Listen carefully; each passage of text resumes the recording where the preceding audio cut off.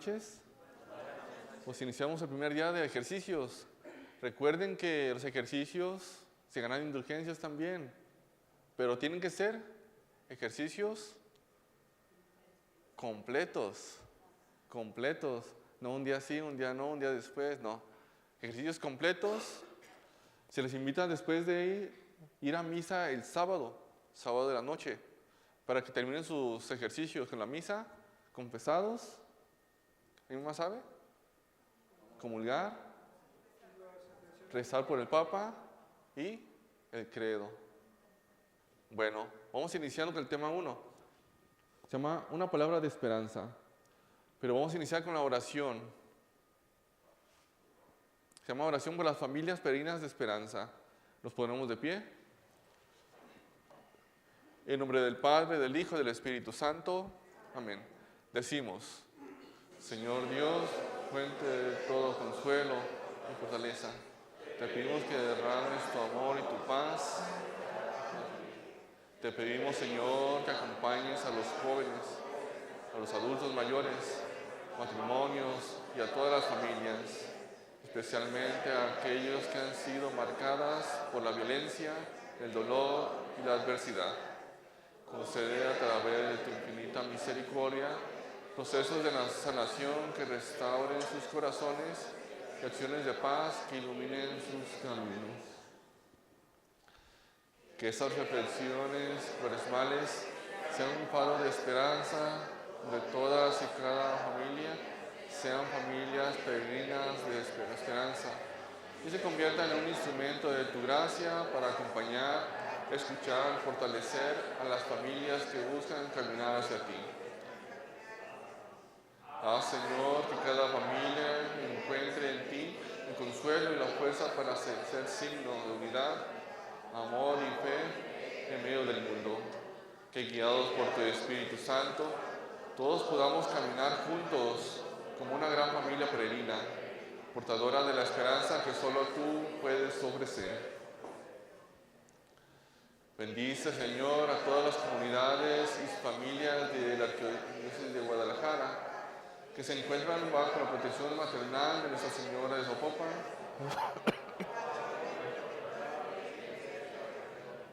Te pedimos que con su intercesión cada familia pueda experimentar tu amor y sea fortalecida en la fe y la esperanza. Que los frutos de estos ejercicios sean abundantes y que las familias de nuestra arquidiócesis renueven su compromiso de ser testigos del amor, la paz y la esperanza en cada rincón de nuestras comunidades. Todo eso te lo pedimos por intercesión de la Sagrada Familia de Nazaret, modelo de vida y amor familiar, bajo la mirada amorosa de Nuestra Señora de Zapopan. Amén. Espíritu Santo, fuente de luz, nos podemos sentar. Este es el objetivo de este primer encuentro con ustedes: comprender y cultivar la fuerza de la esperanza como seguridad de nuestra salvación, para aceptar el llamado a salir de nuestras propias comodidades y llegar a las periferias existenciales de las familias que necesitan la luz del Evangelio. Esto es más o menos como por donde vamos a guiar toda esta reflexión. Primero, ver con los ojos del Padre. Dice: en el corazón de toda persona anida la esperanza como deseo y expectativa de bien, aún ignorando lo que traerá consigo el mañana. Es decir, toda persona, sin importar, tiene esa esperanza siempre. Seas ateo o no seas ateo, es parte de ti, a pesar de las adversidades. Sin embargo, la imprevisibilidad, es decir, el futuro que no sabemos, no lo conocemos, del futuro hace surgir sentimientos a menudo contrapuestos, de la confianza al temor, de la serenidad al desaliento, de la certeza a la duda. Fíjense, más o menos por ahí el camino que vamos a seguir, esta reflexión. Cómo el ser humano es parte de la esperanza, quiere, busca, pero a veces ver todo negro, todo me va mal, todo está mal, como que a veces cuando quieres hablar de esperanza a un niño, o a tus hijos, o a tu esposa, mejor te detienes, porque no sabes qué decirle, cómo decirle. Es parte fundamental la esperanza en nosotros y principalmente en el cristiano. Tener esperanza. Un ejemplo de esperanza. Fíjense, esto lo saqué de un libro, se llama El hombre de busca de sentido, de Víctor Frank. Se me hizo muy interesante lo que dice. Este autor estaba en la Segunda Guerra Mundial, era judío, estaba encarcelado en Auschwitz y casi estuvo a punto de morir. Y nos cuenta su vida estando ahí, ahí con los demás judíos. Dice así: en una ocasión mi trabajo consistió en cavar un túnel. Pero no quedó sin recompensa porque hizo ese túnel, él solo. Le dio unos cupones de premio a ese muchacho, estando encarcelado. Esos cupones que le daban podían canjearse por 6 cigarros. Fíjense, 6 cigarros.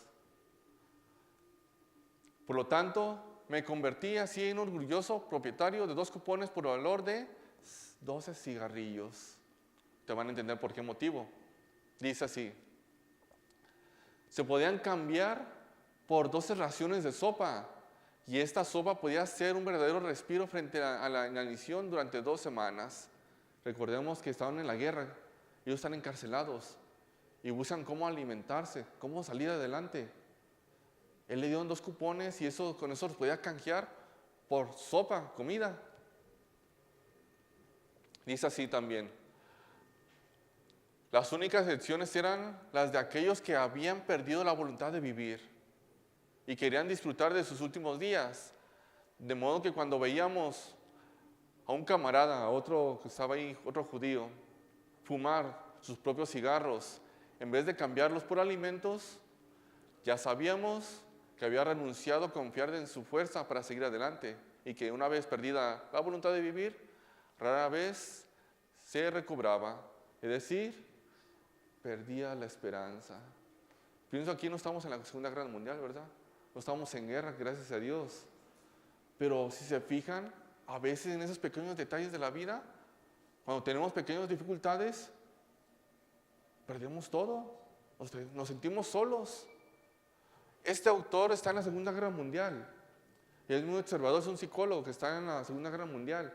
Él menciona que para poder tener esa esperanza de que un día se va a acabar todo esto de la guerra, ¿qué es lo que hacían los reos? Platicaban de comida. O también decían ellos, entre ellos decían: ¿sabes qué? Cuando salga de aquí, voy a visitar a mi esposa. Voy a ir con mis papás. Voy a ir con mis hermanos. Voy a irme de viaje. Es decir, por medio de esas pequeñas palabritas, ¿qué es lo que hacían con su esperanza?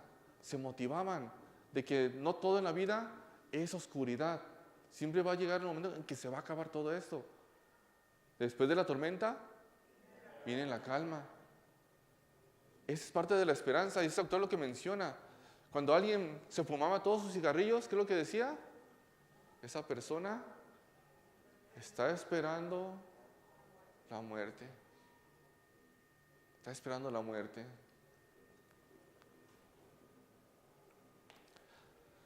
Dice el Papa Francisco: la esperanza es el ancla, es seguridad de Dios y es la vela, dirección de Jesucristo del barco en medio de la tormenta.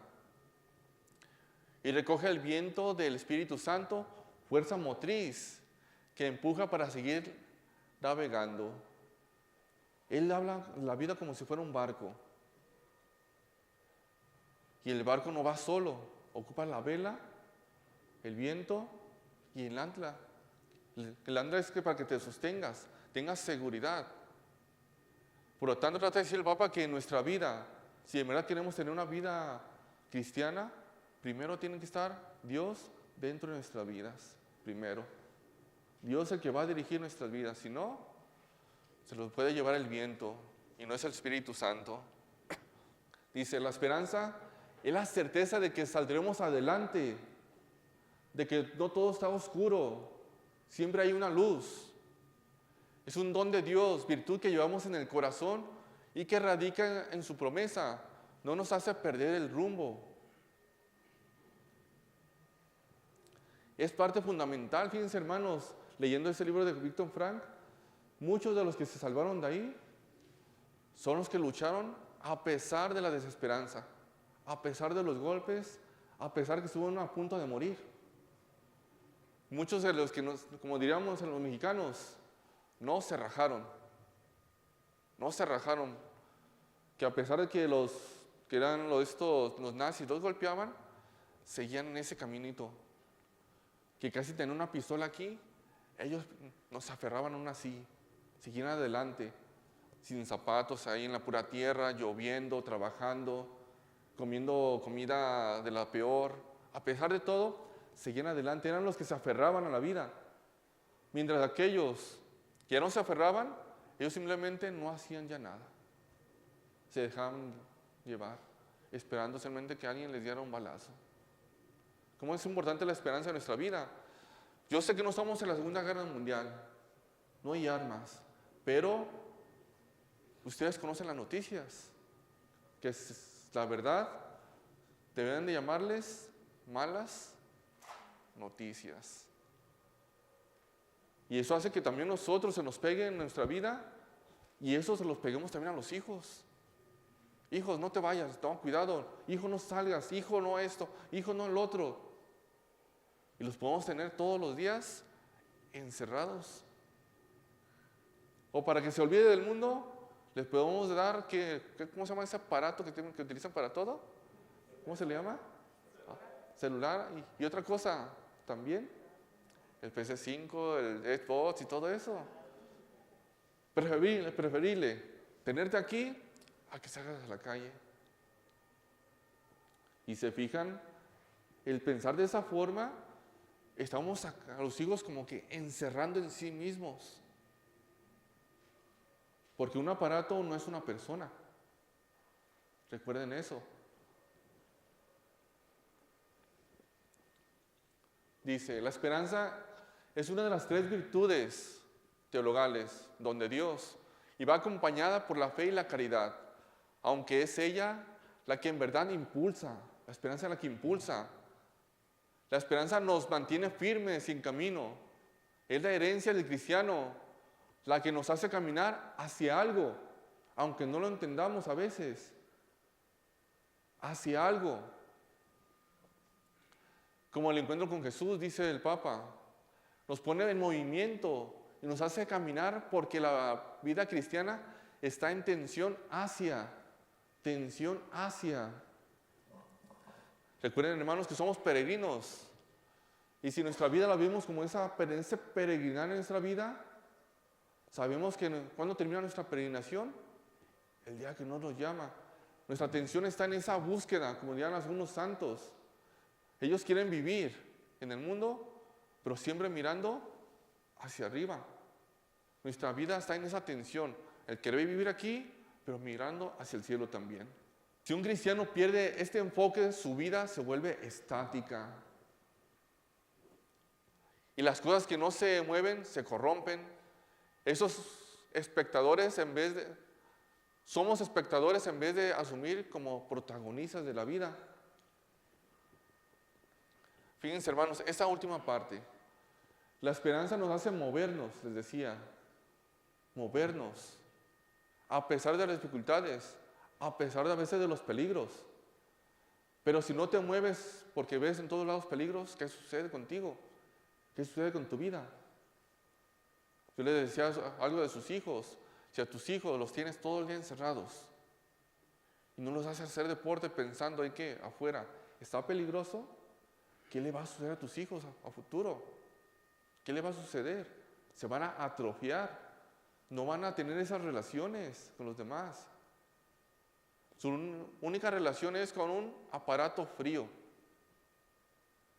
Es más, algunos psicólogos dicen también, es más, ya lo están metiendo en la psicología, que esos aparatos andan ya haciendo daño, andan haciendo estragos en los muchachos, les dan ansiedad. Ansiedad en que quiero moverlo, quiero agarrarlo. Y se lo quitas, ¿qué sucede? Se vuelven violentos a veces. Cuidados, hermanos. No tengamos miedo al futuro.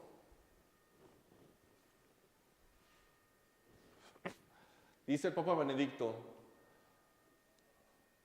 es una esperanza fiable, en virtud de la cual podemos afrontar nuestro presente, incluso fatigoso, que puede ser vivido y aceptado si conduce a una meta, y si esta meta es tan grande como para justificar la fatiga del viaje.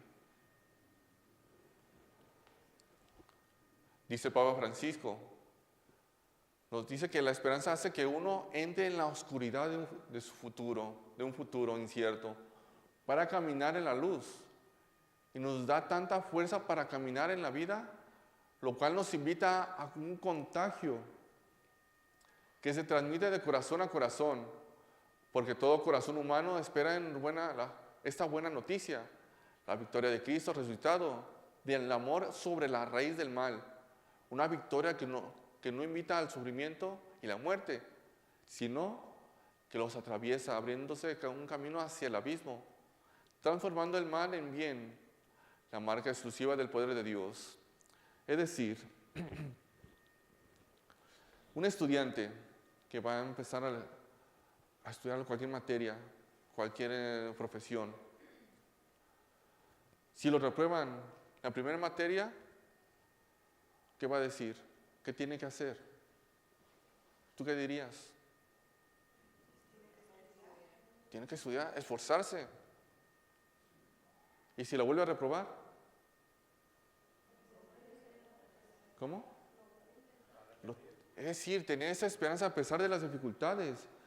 No decir, ¿sabes qué? No sirves para nada, mejor deja aquí. No. Hey, anímate, búscale. A lo mejor se te hace difícil eso, pero estudia más, se puede. Hoy en día los jóvenes, ustedes los ven en sus hijos también, apenas les sucede algo mal y como que ya se decaen. Como diciendo, ya no sirvo para esto.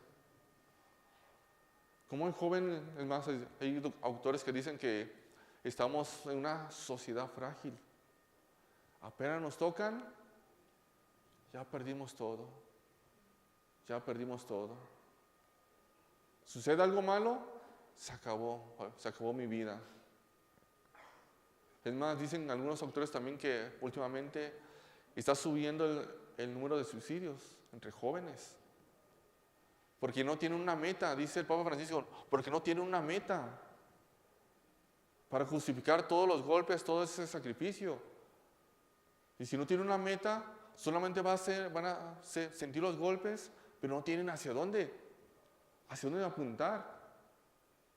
Tiene que haber una meta grande que justifique todo lo que estás viviendo.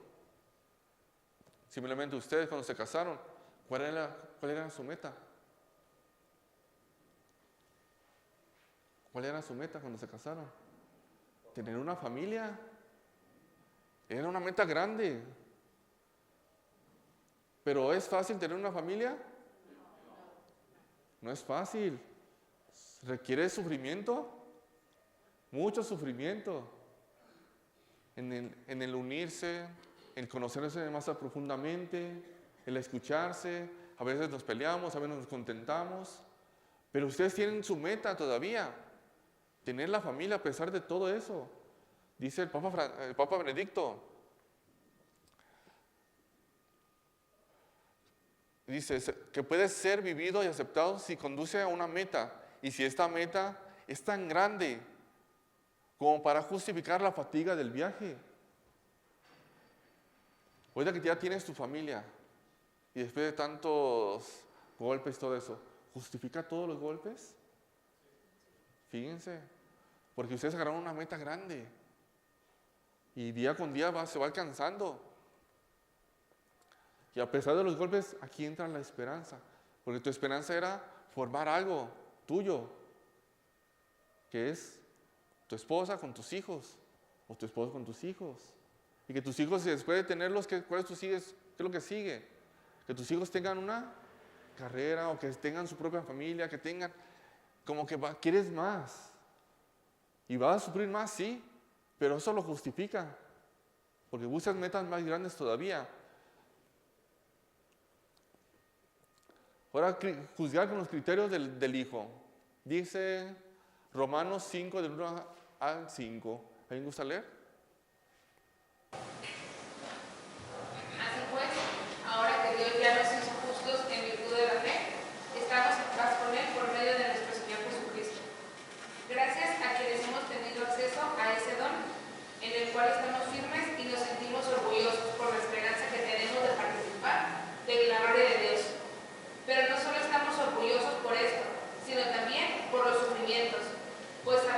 que el sufrimiento produce perseverancia.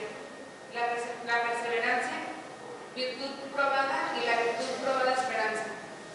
Y la esperanza no nos deja avergonzados, porque el amor de Dios ha sido derramado en nuestros corazones por medio del Espíritu Santo que se nos ha dado. Miren, en esta carta más o menos estamos hablando casi de las últimas cartas del apóstol San Pablo. San Pablo no pudo ir a Roma, no pudo estar en esas comunidades. Ya cuando fue a Roma, pues ya estaba encarcelado, ya estaba casi ya para que lo ajusticiaran los romanos. Pero él tenía muchas ganas de ir con los romanos. Fíjense, esta comunidad de los romanos se formó. Y otras comunidades, Éfeso, Colosas y todos los demás se formaron. ¿Pero por qué se formaron? Si estábamos viendo que lo están persiguiendo, si lo están corriendo de las sinagogas algunos. Porque el mensaje que traía Jesús era tan grande que era necesario que todos lo conocieran, que todos estuvieran también en esa misma sintonía de la vida cristiana. Y esto aquí justifica esa gran meta. Por eso habla sobre el sufrimiento. Porque también para ellos, para los primeros cristianos, sufrir era parte de la vida cristiana también, en no ser entendidos. Es más, ellos hacían totalmente lo contrario que los romanos hacían. Si ellos estaban aquí en su casa, los romanos estaban allá, o todos los judíos estaban en el circo romano, o andaban haciendo otras cosas. Pero la gente se les quedaba viendo, ¿por qué ustedes hacen todo lo contrario que nosotros hacemos? Vamos directamente a Benedicto de nuevo. Porque la meta que ellos buscaban era la santidad. Y a pesar de que lo criticaban, los juzgaban, la meta era mucho más grande, era mucho mejor. Por eso amerita el sufrimiento. Pues sabemos que el sufrimiento produce perseverancia. La perseverancia, virtud probada. La virtud probada, esperanza. Por lo tanto, ¿cómo podemos encontrar paz en familia con Dios a través de la fe en Cristo? Ser cristiano es una gran meta. Ser una familia cristiana es una gran meta. Y no es tan fácil. Como dice aquí, ¿tú quieres tener una familia cristiana? Como dice aquí a los romanos, sufrimiento. El sufrimiento, perseverancia. Después virtud probada y después esperanza.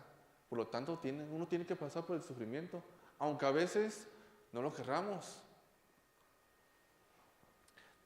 ¿De qué manera nos enseña este texto de la carta a los romanos a enfrentar las tribulaciones? ¿Y cómo podemos desarrollar paciencia, perseverancia y esperanza en medio de ellas? Volvemos a la carta de los romanos. Hay que leerla de nuevo.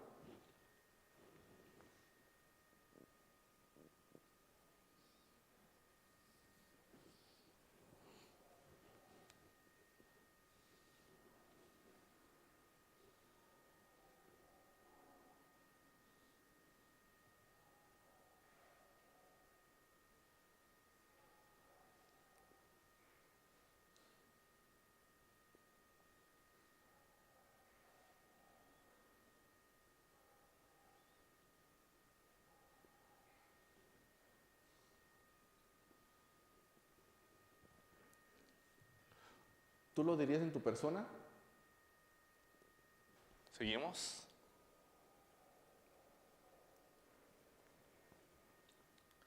La esperanza es una confianza en la providencia divina, aún en las dificultades del presente. Fíjense, en esta parte me llama la atención la providencia divina. Hace unos años fui ahí para el Coli, estaba un cerro, y ese cerro se quemó. Se quemó y los agentes de pastoral, bueno, ya se había llevado una semana que se había quemado, se había apagado y todo eso. Y los agentes de pastoral me invitaron, fueron ahí un paseo cerca de ahí, pasamos por donde está esa parte quemada, ya llegamos al bosque. Algo que me llamó la atención es de que esa parte que estaba bien quemada y se veía todo negro, ya estaba saliendo pasto verde. Fíjense, es interesante esto porque a veces la providencia divina podemos entender de esa parte, que a pesar de los errores humanos, siempre la providencia divina busca cómo remediar lo que a veces uno hace. Porque les digo esto porque en esa parte del cerro, algunas personas se dedican a quemar llantas y sacarles lo que es creo que es el cobre, ¿verdad? Que le tienen las llantas, algo así, les sacan a las llantas y ahí los queman y ocasionan incendios varias veces. Digo eso en cuestión de la providencia, como cuando hablamos de la providencia podemos saber también sobre lo que nosotros comemos, lo que nosotros vestimos, lo que nosotros tenemos. De ahí viene la providencia divina, que a pesar de todo no nos deja. La esperanza es una confianza en la providencia divina, aún en las dificultades presentes. Se basa en la certeza del amor de Dios en el día de hoy. En la familia la esperanza se convierte en un ancla de fortaleza y consuelo. Aquí aprendemos a confiar en Dios, mostrando la importancia de asumir la vida con fe y determinación. Fíjense, aquí es muy interesante esa parte. Aquí aprendemos a confiar en Dios, mostrando la importancia de asumir la vida con fe y determinación. Fíjense, hermanos, hoy en día hay una palabra que por ahí no me gusta. Y hoy los cristianos, nosotros los católicos, la utilizamos. ¿Qué es la palabra? Karma. ¿Sí la han escuchado, verdad? Sí, todos tienen medio de comunicación, ¿verdad? Las redes, ahí sale mucho esa palabra. Fíjense, ¿qué es el karma primero?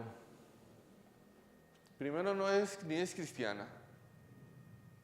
Es como hindú o de aquel lado oriental, no es de aquí.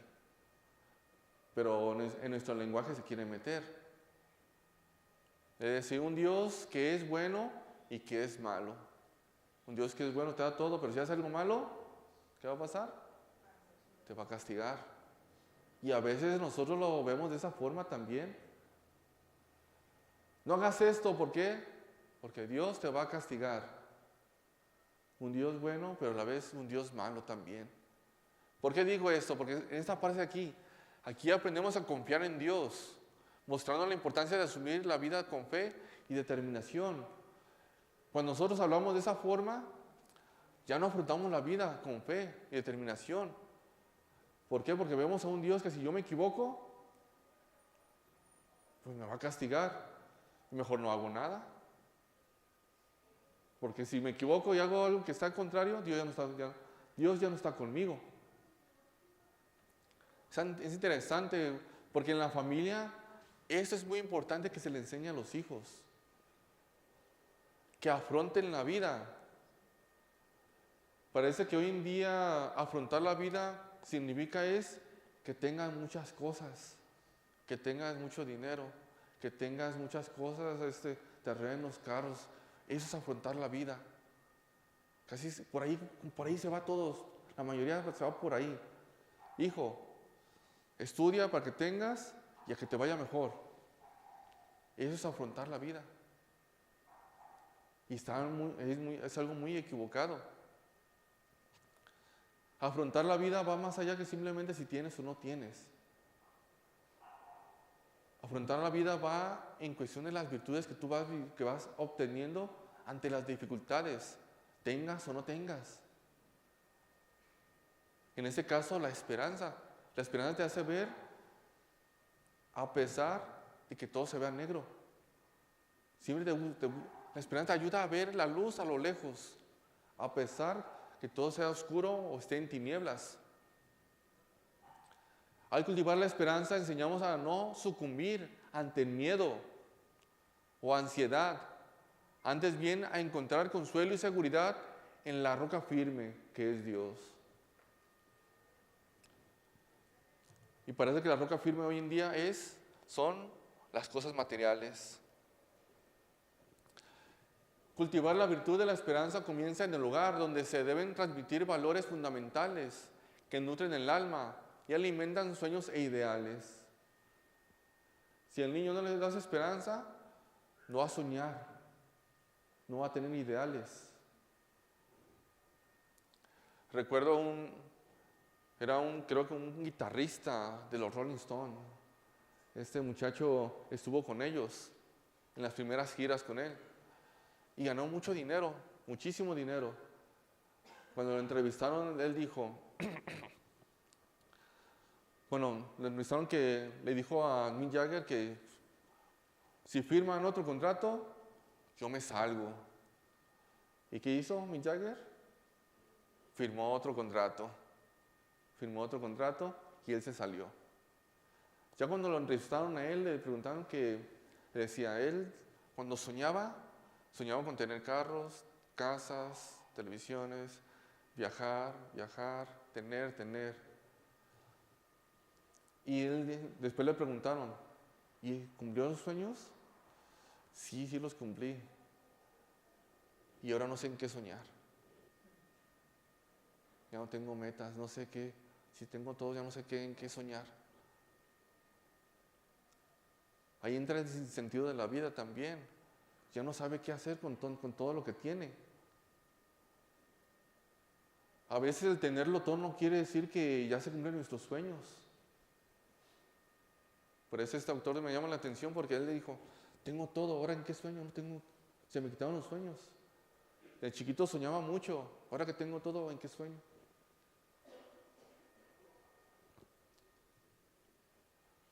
Por eso aquí dice, es interesante eso, tenemos que enseñarles la esperanza en Dios, porque nos va a dar otro tipo de esperanza.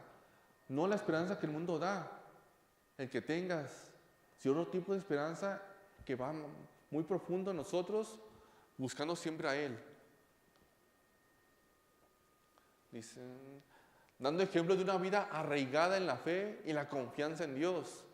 La familia la fortalece el optimismo y la resistencia ante las adversidades, ante la inseguridad y las ideologías.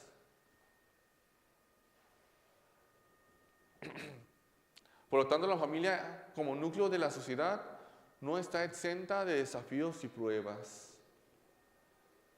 Yo les mencionaba el domingo pasado cómo el gobierno hoy en día anda haciendo muchos estragos y muchos de nosotros estamos dormidos. Yo les pregunté a las personas, levante la mano, ¿quién conoce esta palabra o sabe sobre esta frase? Que es infancia trans. Y nomás una o dos personas levantaron la mano. Ahora les pregunto a ustedes, ¿conocen esa palabra? Infancia trans. Levanten la mano. Y les decía a los papás, miren, si ustedes no profundizan en las palabras que el gobierno da, ustedes van a decir, bueno, no sé de qué está hablando. Él sabrá. Yo voté por él, que haga lo que tienen que hacer. Sin saber que todo lo que ellos hacen va a recaer sobre las familias. Sobre las familias. Por eso es importante que revisemos todo lo que uno hace también, porque eso recae en las ideologías. Un joven que no sabe ni lo que es, que le enseñan desde la primaria, secundaria, preparatoria, que él es nada, que puede hacer lo que él quiera. ¿Hacia dónde va a ir ese muchacho? No sabe qué onda con él. Y más cuando el papá o la mamá están dormidos y no se mezclan en su vida. Pueden llegar hasta suicidarse por no entender una meta en su vida. Por lo tanto, la familia como núcleo de la sociedad no está exenta de los desafíos y pruebas que nos pone el mundo.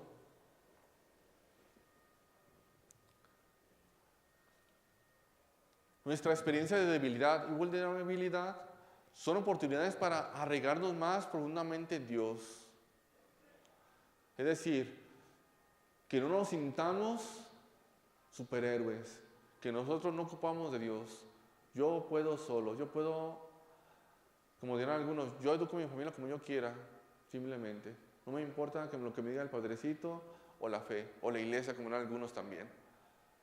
Sino que nosotros sintamos esta vulnerabilidad, pero también busquemos a Dios, porque Él nos va a ayudar a profundizar en los problemas familiares también.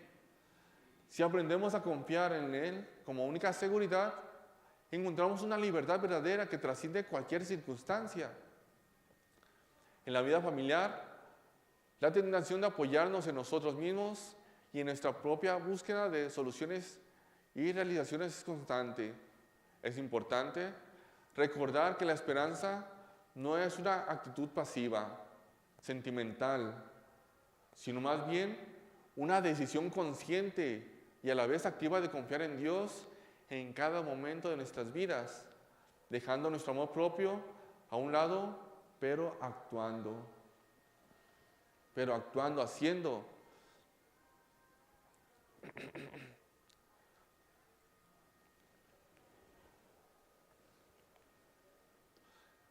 Este autor nos menciona muchas preguntas, las puse nomás ahí para que dejemos un momento y nos preguntemos, ¿confiamos únicamente en nuestras propias fuerzas y recursos o reconocemos que nuestra verdadera seguridad radica en Dios?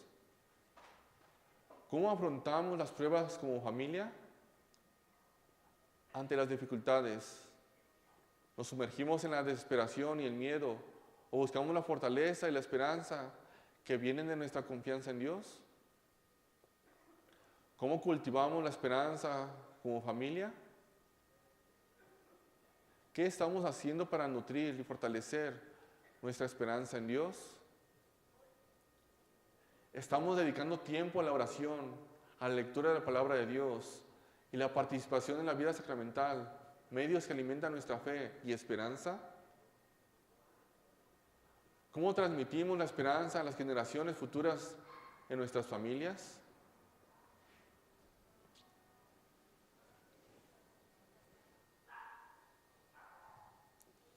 Una vez nos decía un padre en el seminario, hoy en día existen dos tipos de ateísmo.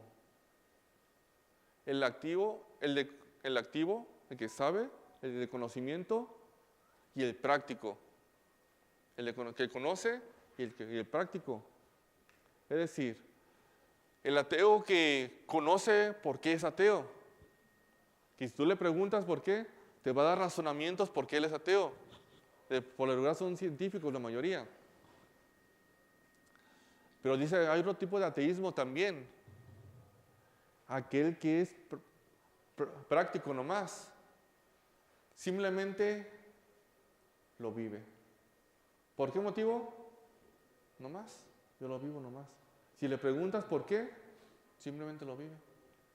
No te da razones por qué eres ateo. Y nosotros como cristianos podemos ser cristianos ateos. Vivimos con el puro nombre diciendo, soy cristiano, católico, pero no vivo ni un sacramento, no vivo ni voy a misa, no me confieso, no, nada. Simplemente soy ateo práctico. Lo digo esto por las preguntas que vienen aquí. ¿Cómo cultivar la esperanza en nuestras familias? Pero si nosotros vivimos como si fuéramos ateos, no nos preocupamos por la esperanza y la fe y la caridad y los sacramentos y la misa. No nos preocupamos por nada. Simplemente vivimos por vivir. Y solamente una persona que se pregunta y trata de ser cristiano, se pregunta, ¿qué estoy haciendo en mi hogar? ¿Cómo la estoy educando? Dice aquí, sobre la palabra de Dios, tengo confianza en decir, por medio de la palabra de Dios, ¿puedo aconsejar a mis hijos? ¿Le tengo confianza? ¿Tengo confianza en que si lo llevo a la catequesis, le enseñen algo bueno? ¿Tengo confianza en que la oración le puede ayudar? ¿O le ayuda más ir con un psicólogo? ¿Le ayuda más que estar en la escuela? ¿Le ayuda más eso y que no venga aquí? Aquí nomás le den un papelito. ¿Dónde está la confianza? ¿Confiamos en todo lo que la iglesia nos da a cada uno de nosotros o desconfiamos? Por eso es bueno a veces preguntarse, ¿cómo es nuestra vida cristiana? Actuar con acción del Espíritu Santo. La realidad social de México es de sobra conocida. Ustedes ya la conocen. Ven las noticias, cómo es, cómo está el México de hoy. Y nos sentimos inseguros, marcados por el mal y a veces la ausencia de Dios. Pienso que te has preguntado, ¿no? Cuando ves, como esta vez que sucedieron noticias, que hallaron una fosa aquí, en Jalisco. Y nos preguntamos, ¿dónde está Dios ante lo que está sucediendo? Ante esto que se está viviendo en el México. Y son preguntas que a veces te las haces y a veces no hay respuesta. Y eso también ayuda a que también se apague nuestra esperanza en un México mejor, en un Jalisco mejor. Simplemente ustedes ya pasaron las votaciones. ¿Cómo te sientes con el que votaste? ¿Sigues con la misma esperanza o ya bajó tu esperanza? Dice aquí, la sociedad mexicana, como lo expresan los documentos del episcopado mexicano, es altamente apreciada por su hospitalidad, calidez, su generosidad y creatividad. Sus múltiples componentes históricos, su experiencia religiosa con María, con Jesús. Sin embargo, en los últimos años, en las nuevas generaciones, ha sido objeto de innumerables influencias que han minado sus fortalezas espirituales, culturales y existenciales. Los jóvenes son los más afectados por el secularismo generalizado en el mundo, junto con la pérdida de valores. Es decir, de un México que iba caminando, un México que tenía valores cristianos, bien arreglado, buenos hábitos. ¿Ahora en qué se está convirtiendo el México de hoy? Me ha tocado ver muchachitos aquí en la calle a las 11 de la noche. Niños de 10, 12 años. Un niño a las 11 de la noche, ¿qué hace aquí en la calle? 11:30 de la noche, ¿qué hace en la calle? ¿Qué tipo de valores se están inculcando? Ya no nos importan los valores. En sí, hoy en día, la gente no inculca valores. Estamos alejados, estamos en el hogar, pero somos desconocidos en el hogar. Somos desconocidos. El papá es desconocido por los hijos se desconocen a los papás. ¿Y por qué? La verdad, hermanos, porque ya los dos trabajan. No estoy en contra de que los dos trabajen, pero toda decisión conlleva un riesgo. Recuerden, todo lo que uno hace lleva un riesgo. Si uno trabaja, el otro se queda. Si los dos trabajan, ¿quién se queda? ¿Quién cuida a quién? Y todo conlleva un riesgo. Porque recordemos que los trabajos son 8 horas. 8 horas. Y entonces, ¿quién más está educando a los hijos? En virtudes, en valores, en toda esa vida cristiana. ¿Quién? Si no están los dos.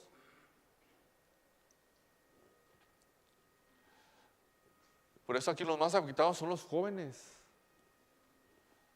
Van pasando las generaciones y se fijan, entre más generaciones van pasando, los jóvenes tienen menos y menos valores. Una vez un padre, lo escuché una vez y me llamó mucho la atención lo que dijo. Creo que ya se los dije una vez a ustedes. Cómo en la cristiana, si nosotros podemos ver cómo se fueron acabando los valores, podemos compararlo con un tinaco. Él decía, imagínense un tinaco que está aquí y está lleno completito. ¿Y por qué? Por la vida de aquellos primeros cristianos, los mártires, que por medio de su sacrificio, pues, sembraron semilla para todos nosotros, de cristianos y de santos también. Pero estamos hablando de 1930. No era como hoy en día, las ciudades, no había tanta ciudad como ahora. Pero van pasando los años, van creciendo las ciudades. Si antes eran ranchos, ya son ciudades. Y hay menos diálogo, menos conversaciones. Nos vamos alejando. Llega el estrés del trabajo. Son más horas. Van pasando los años. El injertar la vida cristiana se vuelve más difícil. El convivir tú con los vecinos se vuelve más difícil. Van pasando los años. Ese tinaco se va utilizando, se va llenando, se va vaciando, a veces llenando, a veces vaciando. Pero si llegamos por ahí de 1990 a los 2000, si se fijan, las ciudades son todavía más difíciles. Se ve más la secularización. Por lo tanto, menos la enseñanza cristiana. Entonces, ese tinaco se va llenando, se va vaciando también más y más.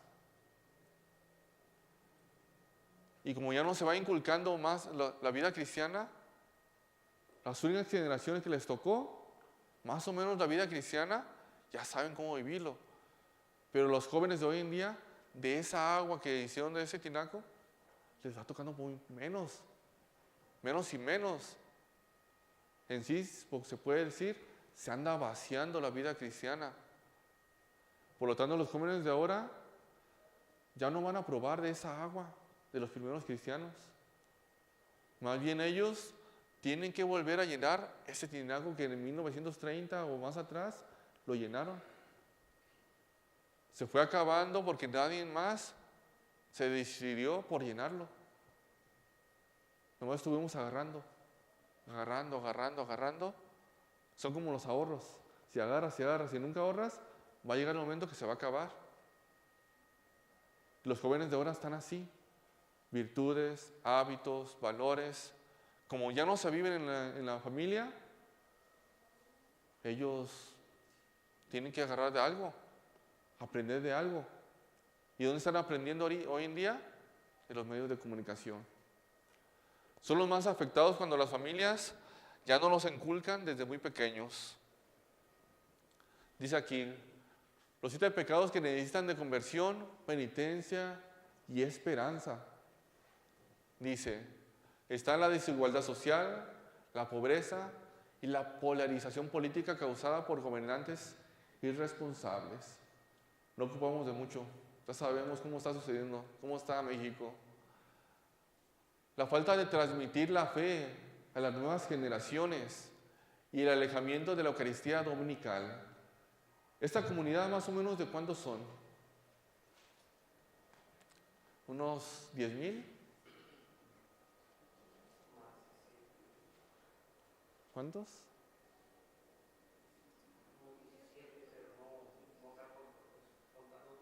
Contado. Nomás de esa comunidad de Ave María. Unos 17,000. Menos los hermanos que están ahí, que son como el 30%, ya quedarían cerca de unos 12, más o menos, unos 12,000. De esos 12,000, ¿cuántos van a misa? ¿Cuántos van? Por misa, unos 300, un promedio, menos, unos 250, 200, nada más o menos. Ni el 10%, que viene siendo ¿cuántos? ¿1,200? 1,200. Entonces los demás, ¿qué están haciendo? ¿Quién los está enseñando? ¿Quién los está educando? ¿De dónde están aprendiendo los valores? ¿Quién les enseña qué tipo de valores? Fíjense, hermanos, cómo las sociedades van creciendo y se van fracturando. Pero al final de cuentas dice el Papa Francisco también, en el de Cristo Vivi, dice que le dice a los jóvenes, no le crean a todos aquellos que les dicen, ¿sabes qué? Olvida todo, inicia todo de la nada, tú puedes solo. Porque esos que te dicen eso, lo que buscan ellos es darte lo que ellos tienen.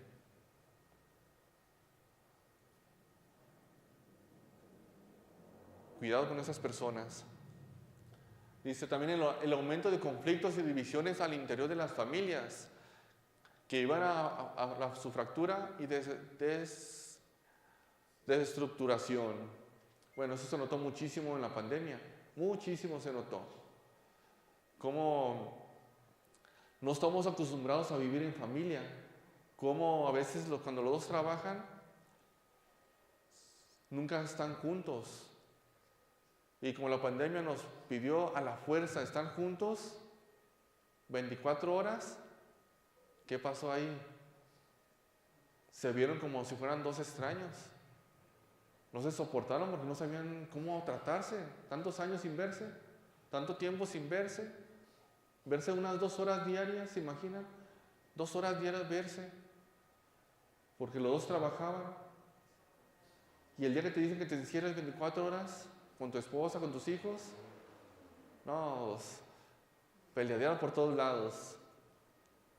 Pero en sí hubo muchos problemas en la pandemia de ese estilo, familiares, porque no estamos acostumbrados a vivir en familia. La normalidad de la violencia contra la vida en gestación y el asesinato en todas las etapas de la vida. La normalidad está volviendo, la verdad. Como esta vez eso sucedió de la fosa. Otra fosa. ¿Está bien? Otra en Tamaulipas, en Reynosa. Otra, está bien. Aquí en Estados Unidos, cerca de miles de abortos. Otro más, está bien. Ya un bebé no nos dice nada. Es más, si dice, estoy embarazada, no, pero es que no tenemos dinero para esto. Lo ven como un estorbo. Es que tengo que hacer esto, no estamos preparados. Ya un bebé es un estorbo en la vida diaria. Hay una película que se las recomiendo, que se llama Comprométete. Está muy interesante, habla sobre esa parte. También el dominio de la contracultura, del narcotráfico, la drogadicción y la delincuencia. Eso es bien sabido. La indiferencia ante el fenómeno de los migrantes y los trabajadores informales. La difusión de las ideologías que deforman la concepción de la vida, el matrimonio y la familia, privilegiando el egoísmo y el materialismo. Yo les decía a los matrimonios, ¿qué es más importante, tu matrimonio o lo que le das a tu matrimonio? ¿Qué es más importante, tu matrimonio, con tu esposa, buscar cómo arreglar las cosas, cómo mejorarlas, o lo que le das? Cosas, dinero. Que gran parte de los problemas son materiales. Pero es más importante las cosas materiales que tu matrimonio. Y últimamente se anda viendo esa parte. Si no hay dinero, hay problemas. Si no hay dinero, hay dificultades. Si no hay eso, como que todo se marca en ese lado. Ponen todo el acento en eso, el acento. Se te olvida que si tienes hijos, se te olvida que tienes esposa, se te olvida que eres matrimonio, que tienen que luchar los dos. No, es que no hay dinero, es que no hay esto, es que. Y a veces pues vamos todos por ese lado. Todas esas realidades afectan a la sociedad entera y de manera más especial a las familias. Y es responsabilidad de todos reconocerlas.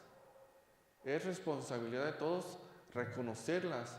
¿Cuál de todas estas está entrando en nuestra familia? Para eso se ocupa de algo. Estar bien atento a lo que está sucediendo dentro de la familia.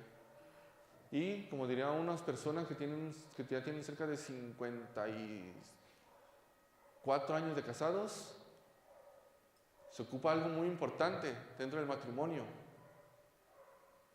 la comunicación. Tener comunicación. ¿Se imaginan? Ellos tienen cerca de casi de 80 años y 50 y tantos años de casados, y les preguntamos, ¿para ustedes qué es más importante para que les ayude en su vida matrimonial? Y dijo que la comunicación. Ya sea por omisión ante el mal, por indiferencia, miedo, impaciencia, desesperanza y falta de compromiso, o por ser causante directo o indirectos de todas estas actitudes desordenadas. ¿Cuál de todas? Pues cada quien. Podemos saber cuál es nuestra actitud ante lo que está viviendo la familia, porque todo lo que ustedes hagan en familia va a afectar a la sociedad. La llamada de la iglesia para vivir un año santo, junto con la misión permanente, la parroquia en la salida en actitud misericordiosa, samaritana y sinodal, debe ser ocasión para todos y sobre todo desde las familias de reconocer las realidades necesitadas de evangelización, de conversión y penitencia para recomponer las relaciones familiares, sociales y superar todas las injusticias de desesperanza. Es decir, es un llamado para todos nosotros, para toda la iglesia, revisar cómo estamos formando la familia. ¿Cómo lo estamos formando? Si es Dios el centro de la familia o quién es el centro de nuestras relaciones. La iglesia, las familias se deben hacer cargo de toda esta realidad como parte de su propia conversión evangelizadora. ¿Se imaginan que todas las familias se pongan de acuerdo y empiecen a revisar sus familias y tratar de mejorar sus relaciones? ¿Cómo sería la colonia? Bueno, es un gran ideal, la verdad. Pero si en verdad dijeran, ¿saben qué? Andamos mal. Tenemos que cambiar nuestras actitudes, nuestra realidad. Cambiar todas esas cosas que tenemos, tener esa conversión en la familia.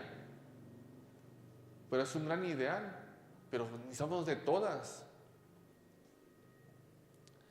Dice, el Papa Francisco pone el acento, dice, es necesario poner atención a todo lo bueno que hay en el mundo, en la iglesia, en la familia, para no caer en la tentación de considerarnos superiores por el mal, superados por el mal y la violencia. En ese sentido, los signos de los tiempos que contienen el anhelo del corazón humano, necesitado de la presencia salvífica de Dios, requieren ser transformados en signos de esperanza. En pocas palabras, que todo el mal que estamos viendo, nosotros seamos signos de esperanza. No caigamos en que todo está mal.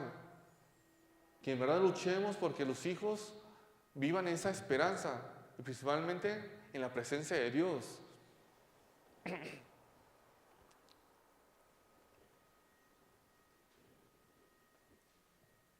Vivir en clave de esperanza es un camino exigente, un camino de apertura del corazón y de responsable confianza. Es un camino de vida. Qué bueno es Dios que nos tiene escondidos el porvenir. Qué bueno, la verdad. Que nadie de nosotros, ni tampoco aquellos que leen las cartas, pueden saber el porvenir. Si lo supieran, no creo, la verdad. Pues, si saben el porvenir, pues me llevo mi quinela, que me ayude.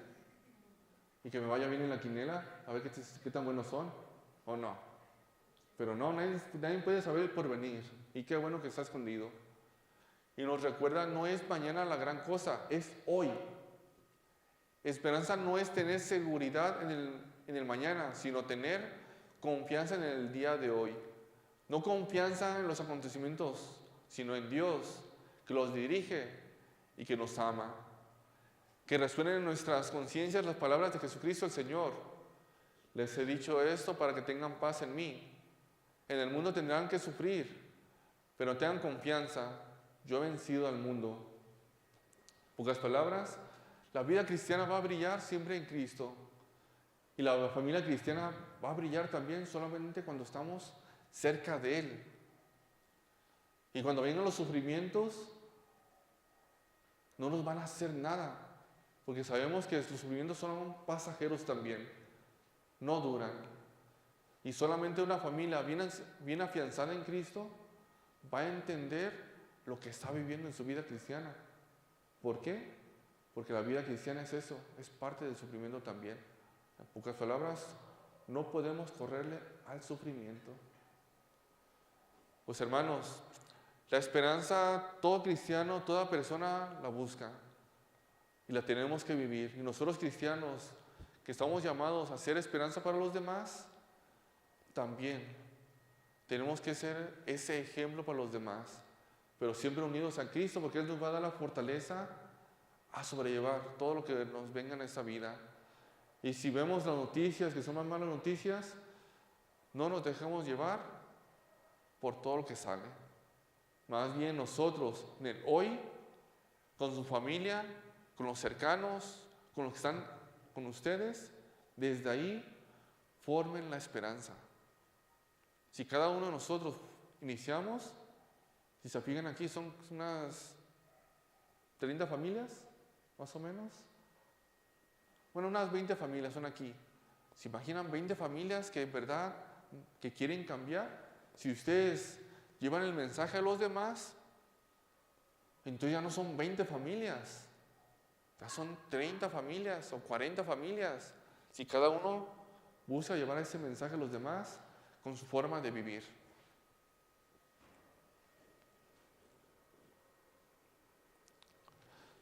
Nos ponemos de pie.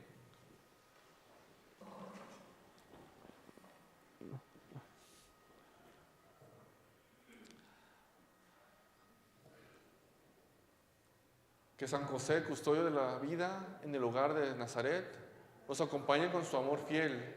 Oremos a la Virgen Madre con la siguiente oración. Santa María, Madre de la Esperanza, ya tú eres entre todas las mujeres y bendito el fruto de tu vientre, Jesús. Te consagramos nuestra familia y la unidad entera, Madre de Cristo. Consuelo de los afligidos, salud de los enfermos, que seamos contigo misioneros de esperanza. Ayúdanos a ser fraternos y solidarios, que nuestra casa sea santuario de la vida y templo de la oración confiada. Madre de Dios y Madre nuestra, Madre de la Esperanza, Virgen María, ruega por nosotros, acompáñanos de noche y de día. Amén. El Señor esté con ustedes. Y la bendición de Dios Todopoderoso, Padre, Hijo y Espíritu Santo, descienda sobre ustedes y los acompañe siempre. Amén. En la alegría del Señor pueden ir en paz. Muy buenas noches.